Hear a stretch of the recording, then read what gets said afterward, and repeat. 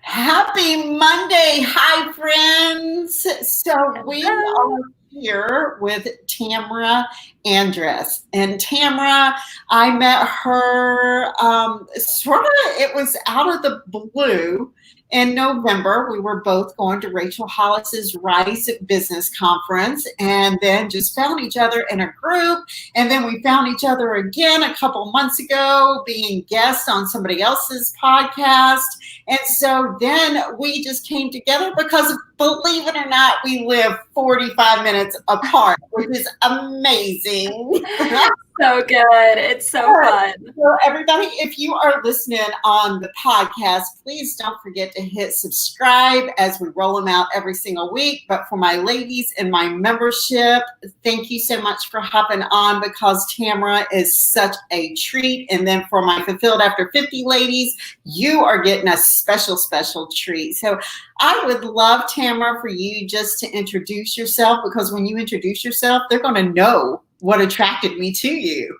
Oh, I love that. Thank you so much. I feel like we're like showing up at all the places today. And a cool thing about this is it's actually National Co-working Day. And so here we are, Alice, co-working from city to Awesome. city. And I'm in my new office, which makes it so much fun. Yeah. Disregard the backdrop. It's going to be beautiful here soon because it'll be my own decor. But I am a business coach and just moved into a new space with an opportunity to co-work with more people more frequently. I am obviously a Christian. I have a heart for the Lord, and I want to give people the freedom and the permission to infuse Jesus into the things that they do in the secular world, which is usually, cultivating a business if it's their side hobby and growing that into a space of wealth and abundance. I also have a podcast called the Fit and Faith Podcast, which Alice's was just on live a couple weeks ago, and she'll be on the actual podcast in a few weeks. So you have to check that out. It was an incredible conversation. You guys, obviously you listen and tune into her often, but she is an incredible speaker. I felt so enamored by her. She was staring into the mic the whole time. And I was like, wow, she's so good at this. You're such a natural, such a natural. So I love podcasting. It's such a beautiful opportunity to just like be completely present with people and spend quality time together. And so, Alice, I appreciate you having me on yours and just be able to serve your community today. You guys, I'm excited to get to know you more. Yeah, I love it so much. So, ladies, as you hear Tamra say, she is a Christian coach to women. And of course, that's what we're all about in all of our communities. And we always say your vibe attracts your tribe. So, of course, I was immediately drawn to you. And so I asked Tamra because she's such a woman of faith and her business is thriving so much, which tells us a lot of things that a lot of us, we need to invest in coaches in all of our life just because we need help with various things. But I asked Tamra to come on for you ladies because we're talking about sometimes in this season of discouragement.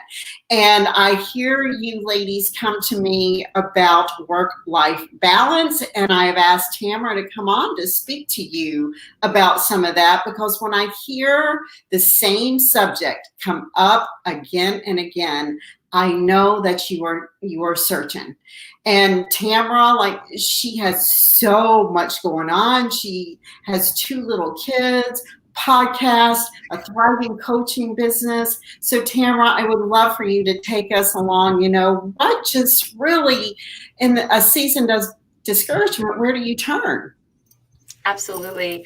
Obviously, I hope that the immediate response to this is turn upward and look up because he is there and ever present in all of these seasons, highs, lows, everything in between. And because I feel like often, especially with everything going on now, we're all in this like maybe a low or maybe that in between stage because I think it's hard to feel high right now. I feel like there's a lot of things and forces like working against us. The enemy is at work in a really strong way.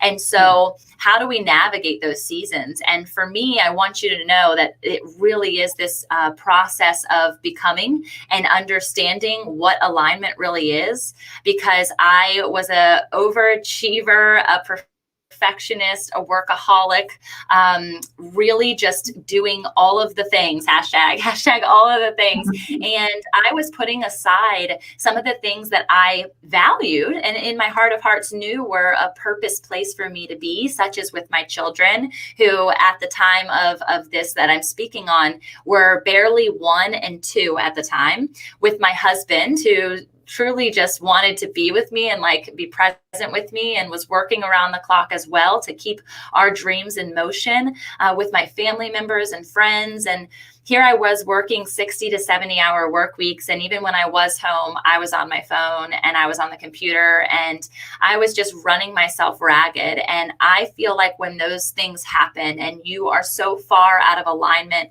with where God would have you be, as well as where you find rest and stillness and joy, because my kids, of course, during that season had so much joy and light to give. And I was not there to really fill it all and to really fuel from it.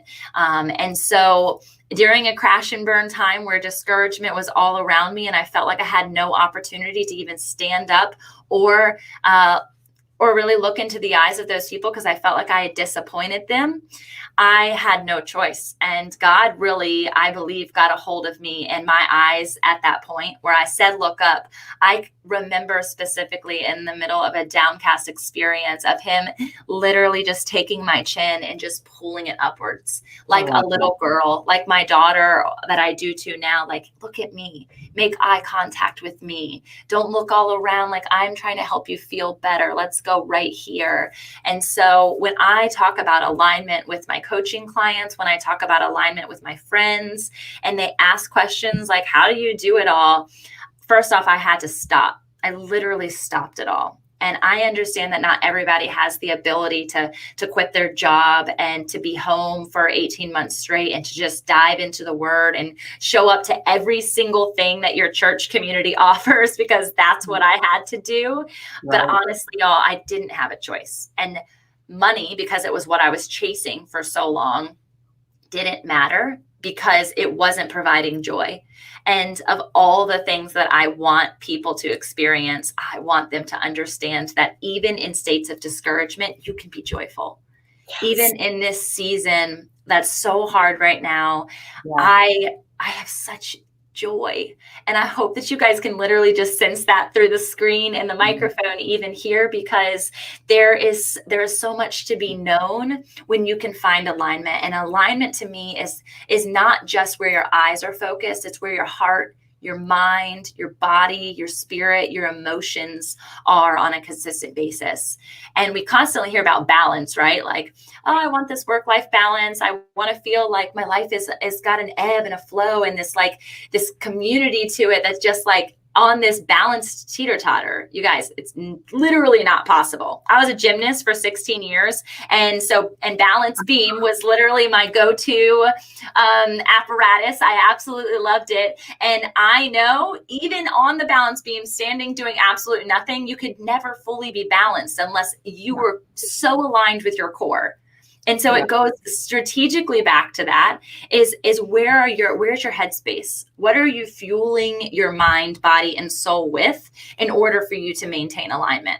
And I joke around about McDonald's all the time.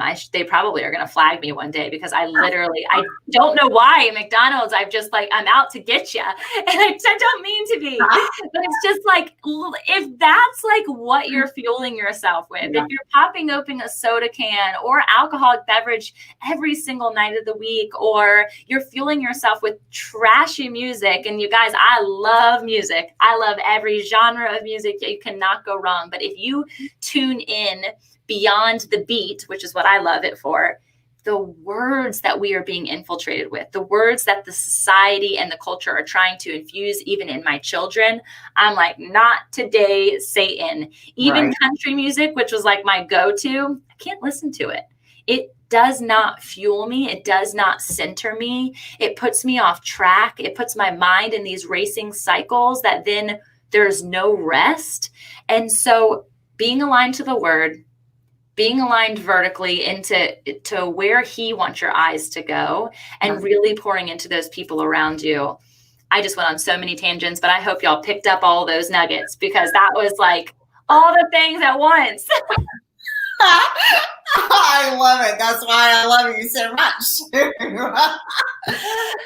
So, yeah, the music is huge. Like when I find myself in a funk as well, it's like my go-to song is Mandisa, the Good Morning song. That's awesome. That's a good one. Night or day. I was playing it one morning in the bathroom and my husband walks in. He's like, that's a bubblegum music. I'm like, bubblegum? That's a great analogy. I'm like, okay, I'll have to go Google what's bubblegum. Well, I guess back in the day, that's what it was. What is it, like teeny bopper music? What's bubblegum music? It was like back in the 60s era where I guess it's like just like really like just makes you just get up and dance. Yeah. Like the Pharrell song Happy, the Happy song. Yeah. That's hilarious. Bubblegum music. I'm totally going to steal that one. Yeah, Google it. Yeah, so, But Tamra, I would love for you to take my listeners through, because you said you had a book too, right? Yeah, I sure do. So this was a co-authored book by 22 other women, and it was such a journey. Sometimes when God gives you opportunities, he doesn't really reveal to you what all it's going to be or entail. It's just a matter of your obedience. I heard this yesterday when cleaning my children's room from Stephen Furtick, and he said, I don't want to get it wrong, he said the command is the confirmation. And what that means is saying when you feel called to something or you hear something and it's like a gut instinct or a response to something, a place you need to go, a thing that you need to do, oftentimes we come back into prayer and we're reflecting and we're thinking, oh God, if you would just give me a sign, if you would just confirm that this is where you want me to be, that you would just say yes one more time. And so the concept is that the command, the first thing that he said, when he said it, he meant it then. He doesn't need to follow up suit. God doesn't need to like come back in and give you another seal of approval. He's already given you the okay and the go ahead. And so that was what that was with this book that I had the opportunity of coming on board with. It was like a fleeting email that I responded to. Didn't even realize what it was, but it was talking about sharing my journey. And I really believe we're going to circle right back to this space of discouragement, this conversation of alignment in this, because I said yes to something that's hard. Yeah. And what that is saying yes to vulnerability and saying yes to authenticity and realizing that sharing your story, the places that God has had you in those pits and also on those mountaintops. But this was a concept of pits. I am a part of a chapter all around shame. And shame is, it's a nasty place of constant burden, of constant discouragement. Even when I had the opportunity of acting out in perfectionism and overachieving, and I did those things, I believe now in retrospect, because I was also dealing with heavy, heavy shame in my secret place, in the mirror, honestly, at the end of the day, because it's easy to showcase what's good and it's easy to showcase all the highlight reel, right, of what we have going on in our society nowadays. People just want to show the picture perfect family photo like I was. And yet in the hindsight, my marriage was struggling. I had no idea who I was. It was such an identity factor and crisis that I went through. And ultimately, when I was sharing shame, I was going all the way back to a storyline that I had to unpack that I didn't even know existed anymore because I had suppressed it so much with all of these coping mechanisms. And it was a release factor. Yeah. Being able to really dive into the understanding of that place of shame, of understanding what happened in the garden with Adam and Eve when they walked through shame and they were hidden in the bush and they were clothing themselves when God had not really initially intended for that to be the cause or the sake or the pattern by which they would live. And so dissecting through the word, through what he says about me and understanding that discouragement is not a place that God would have me sit forever. He can be with me in that place. And he says that there will be trials and tribulations, but at the same time, there is victory and there is joy and there is hope in those places. So sharing that through a one little chapter in this beautiful devotional book alongside these other women who unpack guilt, who unpack fear, who unpack lies, who there's so much that these women were able to openly share about. Now, after releasing that, God has given me such freedom to say, you know what, I'm going to use that story. I'm going to use your story, and I'm going to continue to declare my name of glory over top of it. And it's going to be a freedom factor, which it has been a freedom factor for me, that I no longer have to stand in shame or guilt over something that I couldn't control. And even if I could have controlled it, which I did as I grew and chose those coping mechanisms out of free will, I still don't have to sit in that place of heaviness. And I can say that he existed then, and he exists so abundantly now because I'm attuned and aligned with him. Yes.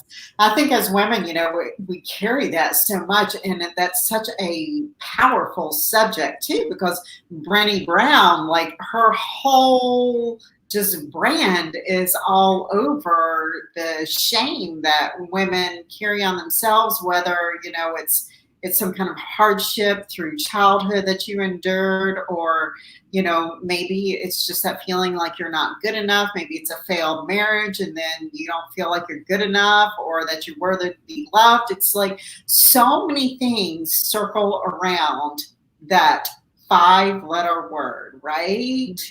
Mm-hmm. And that's, where we find comfort is definitely in the word, like you said. So can you walk us through, because you are so busy, what does your morning look like? Because I feel like that's the way to success in whatever you do in life. And whether you're even just staying at home, you've got to have some kind of structure for the day, or the day runs you. So I would love for you to walk through that. So I have to tell you, I literally have like 4 sentences on my notes for this entire podcast. And one of them is morning routine. And one of the reasons that I wanted to share specifically about it, and this happened in our podcast too, you guys have to go back and listen, was just every time I would say something, she would say something, and it was like already on the tip of our tongue. So I love that you brought this up.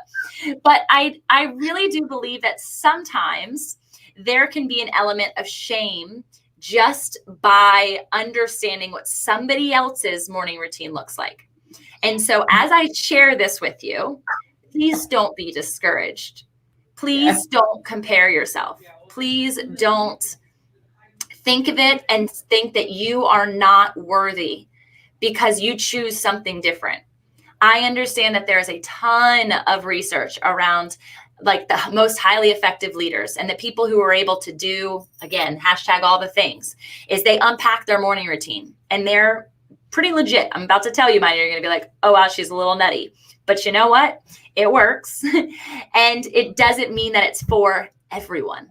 Right. Okay. Because your morning routine might take place in the evening, but evening to me is bath, book, bed, because I got babies. It used to be boob, bath, book, bed. And now they're not breastfeeding. Hallelujah. And so I don't have to do that part anymore. I love that. But it's all about the kids. And I'm in that's the season that I'm in. So maybe you're in a different season, especially you're fulfilled after 50. They probably wish they were with the boob, bed, bath, because their house is so quiet, right? In the evening. And so it's knowing that like it's the season that you're in. Yes. And right now, the season that I'm in, my only option is the bliss of my morning routine. So I was up at 4:45 this morning. I was changing in the dark because my son has been creeping into our room at night, and I didn't want to wake him. I wasn't really worried about my hubby because if he woke up, I know he'd just jump to work too. I snuck to the gym with Burn Boot Camp. If you're familiar with a Burn Boot Camp or you're not, they rock. It's an all women's facility that I never thought I would be a part of a women's gym, but oh my gosh, it's incredible. So I had my 45-minute workout, jumped right home, started the coffee pot, and got into a Seamless Bible study that I'm doing right now by Angie Smith. It's called Seamless. Unbelievable journey of unpacking the Bible front to back in a simple layman's term. And y'all, in the midst of doing a business and operating other people's businesses and motherhood, I need layman's terms. I need simplicity. And so that's why my morning starts this way, is I need that simplicity. I need that restart and that refuel before I get out of the bed. And I want to mention this. First off, I do set an alarm. I never wake up to my alarm. Not because I hit snooze, because I wake up before it every single time. I literally don't ever have my alarm. I get to my alarm and turn it off minutes before it ever happens. I believe that's a gift from the Holy Spirit. I'm going to say thank you, Jesus, and continue to make that happen, because it gives me anywhere from 3 minutes based on the time to 15 minutes where I just get to sit with Jesus.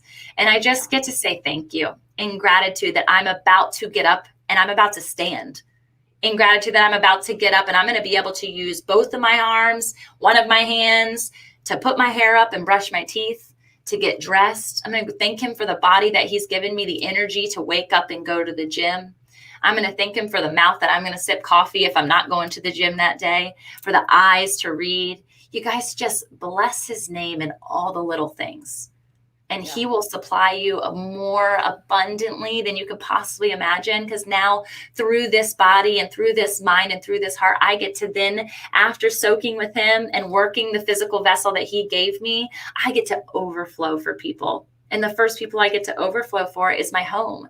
So when that happens, is, let's say I didn't go to the gym, it would start with quiet time, and then it would go actually right to the mundane, which is business. Some people don't think that that's a good thing, but my morning time, I am operating. You guys, I'm 2 coffees in. It's noon. I can't drink coffee afternoon, and I am still going because I am a morning person. Catch me at 3, and I'm like, when's nap time? When's bedtime? When's the bath book bed? When's all that happening? So I get to business. And the reason I do that in the wee hours of the morning is because I know I'm going to be tired later at 2, 3, 4, 5, 6, 7. And in order for me to have energy to do the things that I love, because emailing people and checking my balances on my banks to make sure everything is happening right, and setting up a blog or setting up like mundane business development things, that stuff is kind of boring, but I have so much energy. So when it comes to 2 or 3 or 4, how do I suffice my time and my schedule to keep aligned and to keep energetic, because I can't go home and take a nap, is I do the things that bring me joy. I do the passion giving, the igniting, the fueling things that God has deposited in me. I use my gifts at that point in the day, and I'm connected through my gifts to the source of the energy, and he's the energy giver. So by 2 or 3, I say, okay, what do I want to do right now? Instead of what do I have to do, or what must I do? All the have tos are done. I did the gym bright and early, because if you try to get me to go to the gym at 4 o'clock in the afternoon, it is not happening. I am exhausted. There's no way. And so I have to get it done then, because otherwise it won't happen. And the time with the Lord is the exact same way. You guys, if I don't put that in as a priority, it's time for the bedtime with the kiddos, and I am zonked out right next to them. Yeah. And then when is he getting time with me to actually speak? When am I quiet before him? Because I'm a go, go, go kind of person. There's no time for that. So I want to circle back to the music piece, because I think this is really important. So the kids are now waking up at this point. My husband is now up and about to head immediately out the door. He's usually out the door before the kiddos wake up. So mommy's stuff in the morning is all on me. I'm making the lunches. I'm cooking the breakfast.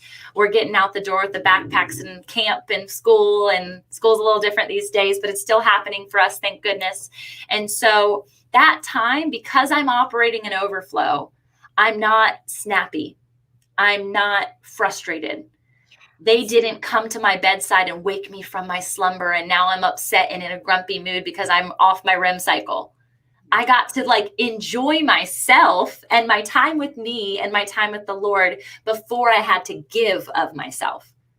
And I'm learning this more and more through motherhood, that God literally gave me kids before I got to meet the who and the how and the what he had for my life with such purpose, because I appreciate them. They are literally lesson givers every single day. And yes, they frustrate me. And yes, there's times where I'm exhausted. And yes, there's times where you know. Yeah. But at the end of the day, I have such an appreciation point for them, because all they want from me is the same thing he wants from me. They want love and attention.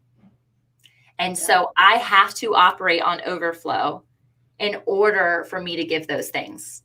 Yes. Otherwise, I'm constantly in a depravity state of discouragement. Yeah. Yes. I love what you said about you were able to give to yourself, or you're able to give to yourself, so you're not like snappy when somebody demands your attention. I'm like, really, Tamra? I wish I knew that when I was raising my kids. Right? I'm telling you. And so I hope that you're in a lot of moms groups, because that is honestly what is lacking. And when God asks us to go into stewardship for him, really. And it's about encouraging and teaching, somebody told me, and I never knew this before, Tamra, is that, people would say, they would pray, God, use me. Well, God doesn't want you. He doesn't want to use you. Ooh. You don't want to be somebody's leftover. Like, you didn't want a boyfriend like that was a one night stand to feel used, right? You don't want to feel used. I have a girlfriend like you, right? God does not want to use you.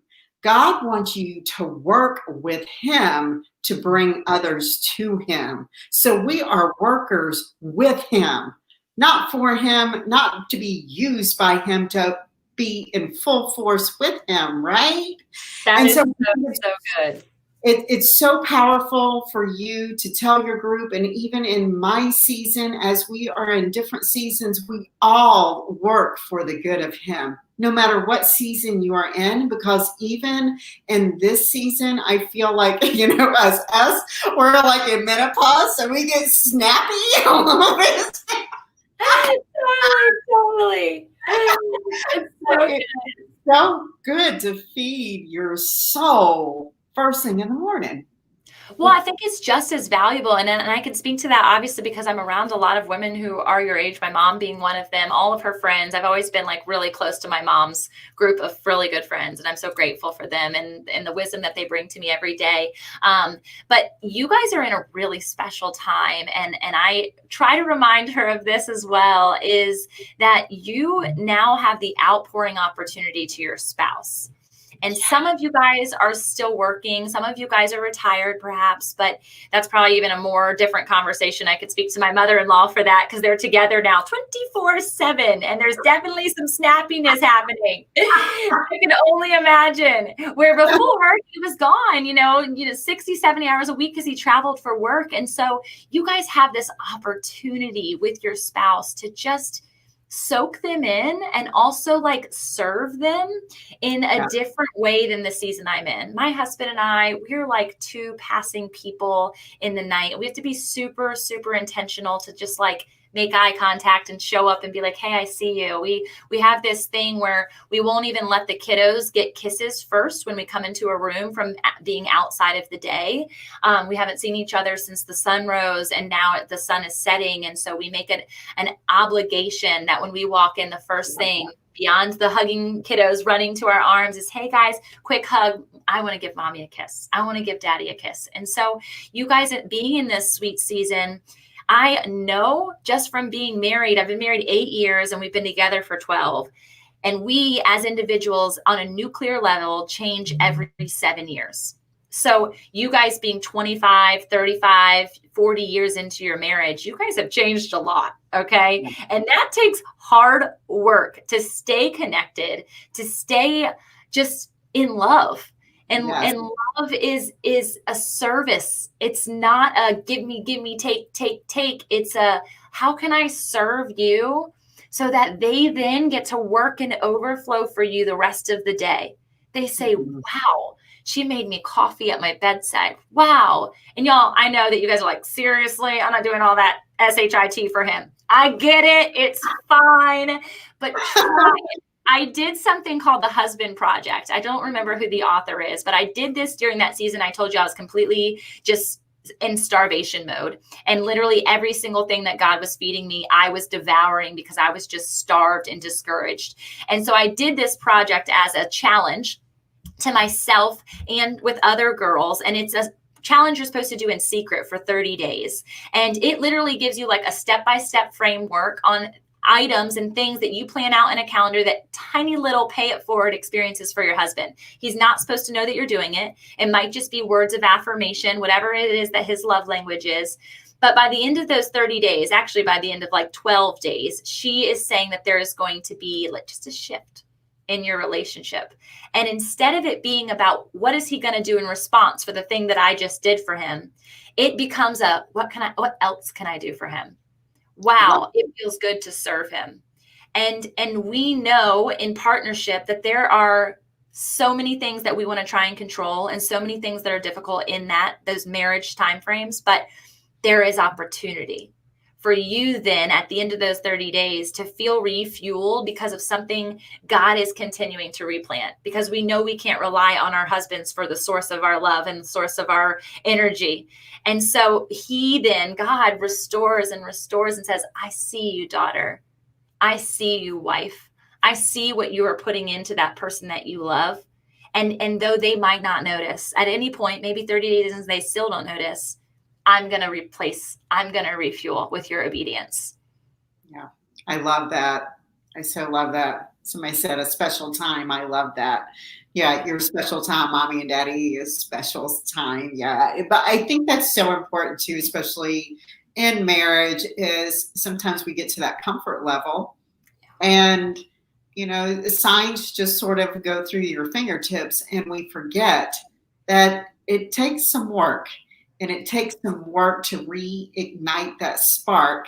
And, it goes back. This is a totally different podcast about the 5 love languages and what is yours. It's so important that you understand what theirs is, because you cannot speak to them if you don't really understand what they relate to.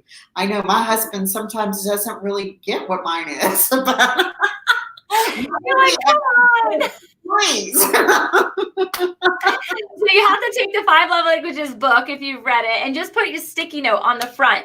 Say mine is, yours is, and then just like prop it on the counter just as a reminder. Like, what did you put that out for? Oh, I was just refreshing. Love ya. Just a reminder. Gifts, acts of service, do the dishes. I'll give you love, and I promise. Exactly. Ladies in the membership, if you want that in your next box, the 5 love languages, put 5 languages. Okay? Put that in the good one. Also, speaking to that, have you guys worked through your Enneagrams? No, and I would love to have that as a training. You should 1000% have it. It is so cool. The gal, if you follow your Enneagram coach on Instagram, she's actually coming at the entire dissection of the Enneagram through a Christian perspective, through a Christian lens. And she's amazing. And just like similar to the 5 love languages, this goes way down into a fundamental like core value of like, what is my need as an Enneagram 3? What do I need? And then also, what do I struggle with? And then how can you guys parallel together? There's like relational ones where I can see how does the Enneagram 3 interact with the Enneagram 7, which is my husband, and how can you come to like compromise and how can you see each other? It's incredible for any relationship. I can do it with my children. I can do it with my friends, my sister, my mom, but specifically with your spouse who you're interacting with on a consistent basis. That and the love languages are my go-to. I love that. That is like sparking. So good. Yeah, you're an Enneagram coach. Okay. All right. Good. That's awesome. That's going to be something that I bring in here because I think it is so important on so many levels to understand what really your personality is and how that mesh is with your Enneagram, your love language and all that. Yes. There's actually, I think, an entire sermon series too. I want to say it's Levi Lusko, but don't quote me on that, who literally week by week, he goes through every single Enneagram and he follows like different people in the Bible who have that similar Enneagram. And it's to learn about it. It's like a whole thing in and of itself, but just brings you perspective on relationships and having empathy with people, especially people who are walking through discouragement and walking through that season of trial in their life. You can actually understand them on such a different level. I love that. Circling back around, because in our membership, we are having Eat, Pray, Hustle Bible study.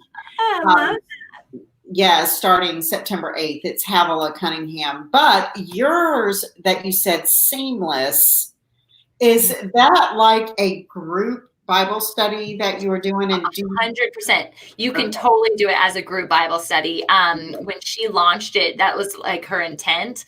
But basically, like for me, I'm doing it as a challenge from, I don't know if you guys are familiar. Well, you have to be familiar with Lisa Turkers. She's amazing. She writes all the books. She's the best author ever. I go to her conference every year and she has somebody on her team. His name is Joel. And he is basically like her theologian that's on the team. So she check references everything through him and he helps devise all of her devotionals. And so I have somebody like that on my team. She's my theologian. I love her so much. And I told her one day when I got off a podcast, I'm like, I feel really convicted today. And every day I feel convicted. After every podcast, I find conviction. Hopefully you guys do too. And you actually activate it. It's a goal of mine to always activate the conviction within the next week. Okay. So the conviction for me was I felt convicted that I didn't have enough Bible verses like memorized, and that I felt like as an ordained pastor, which I am an ordained minister, that I needed to have more like clout to be able to share the gospel and to be able to infuse the word into my time and conversation and podcasts. And so she circled back, and she's like, I think you need to try this specific one. And she's worked women through it several times. So Seamless by Angie Smith again. It literally has picture icons. And in the book, it takes the entire book with a thread and needle, hence seamless, right? And it sews the entire storyline of the Bible, of Jesus, into this just beautiful representation where I could now see that icon and I can tell you exactly what an entire book of the Bible is about because of this icon. It is it's deep work. You're reading every chapter. I told my husband this morning, I was like, babe, I didn't even know who these people were. I didn't even understand how they got a book in the Bible. I don't even know how to pronounce their name. And I'm an ordained minister, y'all. So please give yourself grace. Okay.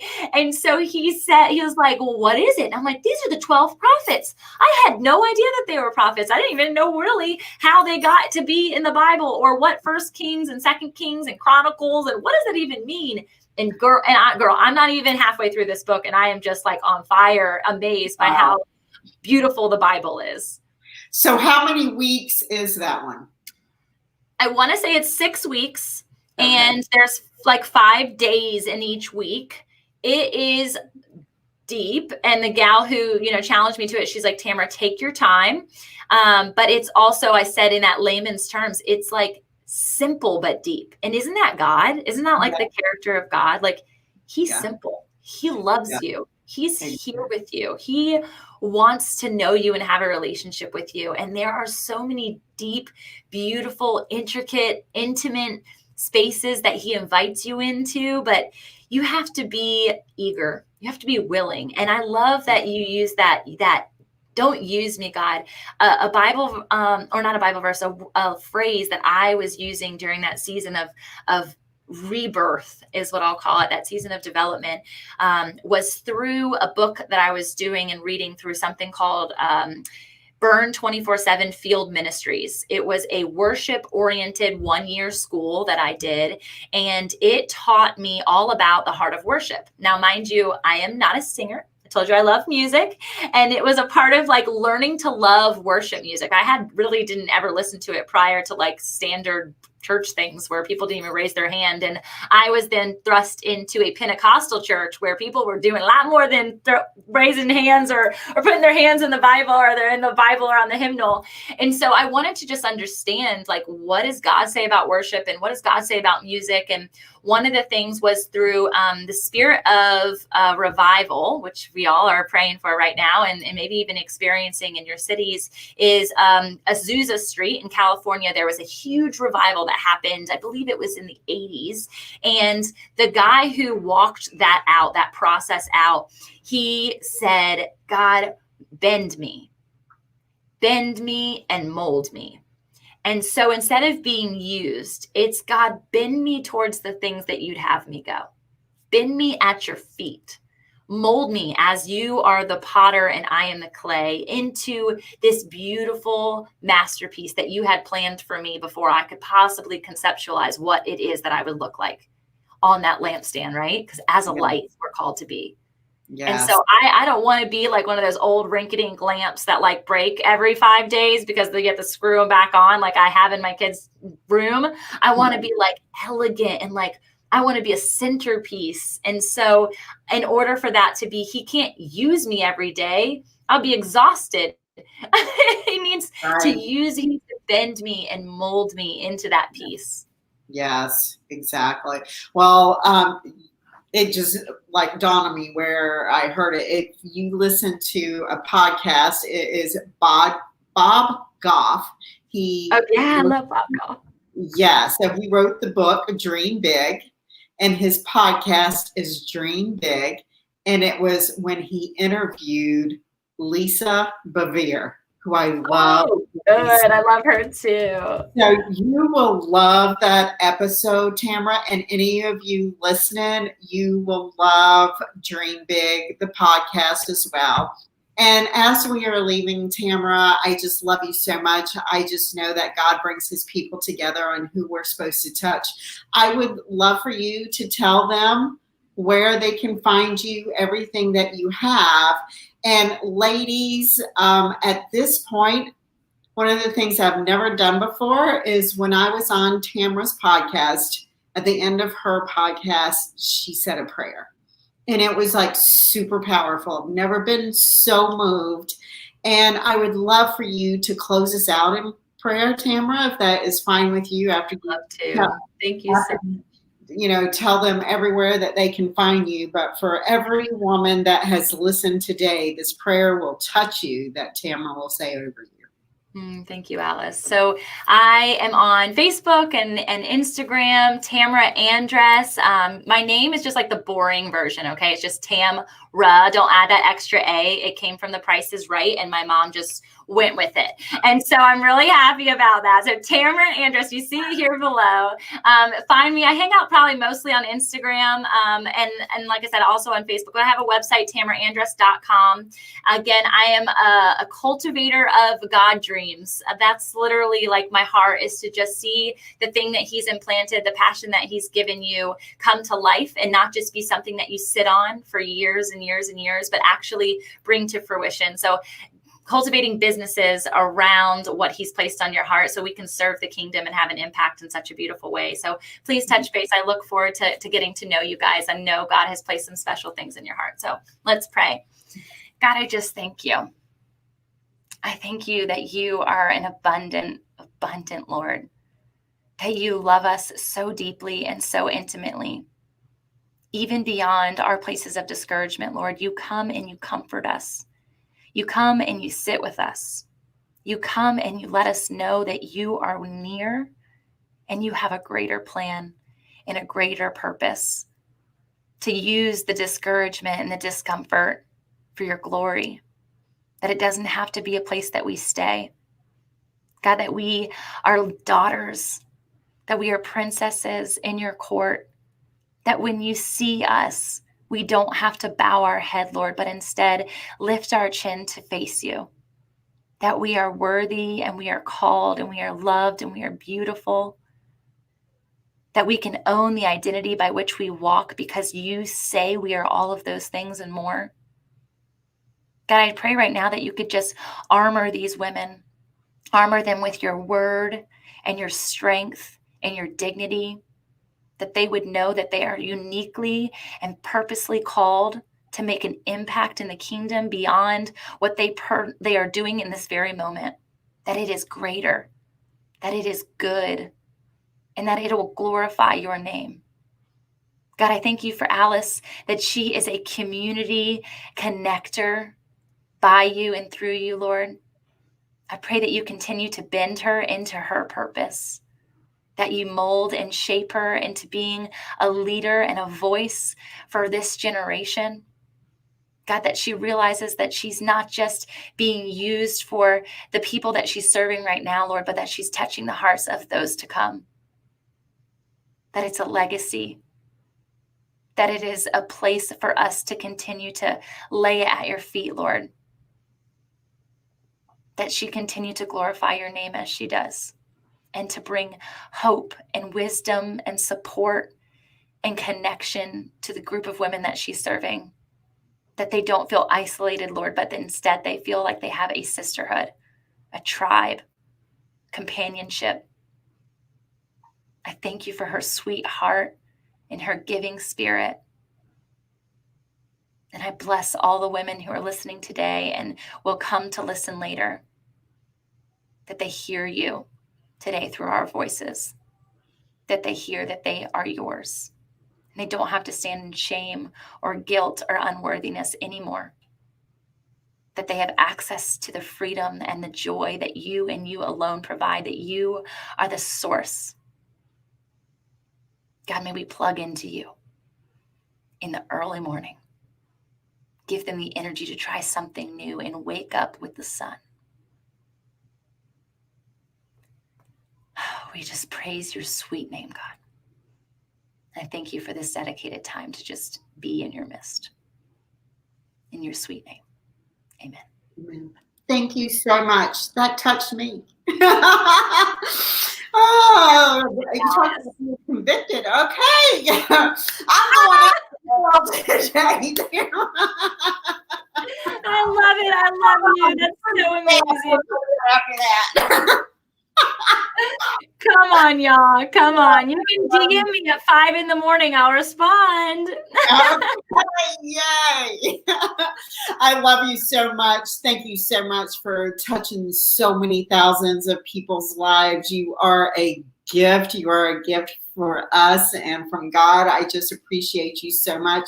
Many blessings to you and your family. And we will catch up soon. So thank you, everybody, for hopping on today. Thank you for the listeners that have hopped on. This has been a really, really special one for me. So if you have not subscribed, hit that subscription button because you just never know who's coming next week. All right. Have a great day. Bye, friends. Bye. Blessings.